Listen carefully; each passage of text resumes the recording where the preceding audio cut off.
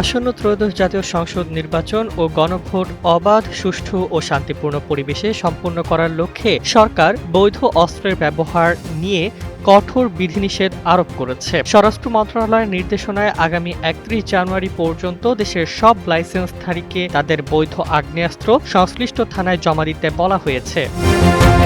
রোববার ১৮ জানুয়ারি জারি করা প্রজ্ঞাপনে বলা হয়েছে, নির্বাচনের আগে আইনশৃঙ্খলা পরিস্থিতি স্বাভাবিক রাখার জন্য এই পদক্ষেপ নেওয়া হয়েছে। নির্বাচন কমিশন ঘোষিত তফসিল অনুযায়ী ১২ ফেব্রুয়ারি দেশের সর্বত্র ভোট গ্রহণ অনুষ্ঠিত হবে। এরই অংশ হিসেবে ১৫ ফেব্রুয়ারি পর্যন্ত লাইসেন্সধারীদের আগ্নেয়াস্ত্র বহন ও প্রদর্শন সম্পূর্ণ নিষিদ্ধ থাকবে।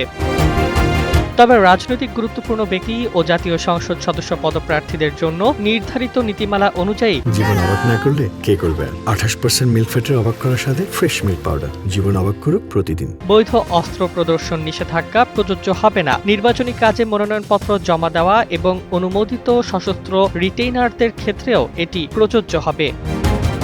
স্বরাষ্ট্র মন্ত্রণালয় জানিয়েছে, এই নির্দেশনা অমান্য করলে আইনগত ব্যবস্থা নেওয়া হবে। দেশের সব পুলিশ সুপার ও সংশ্লিষ্ট কর্মকর্তাদের প্রজ্ঞাপনের যথাযথ বাস্তবায়ন নিশ্চিত করতে বলা হয়েছে।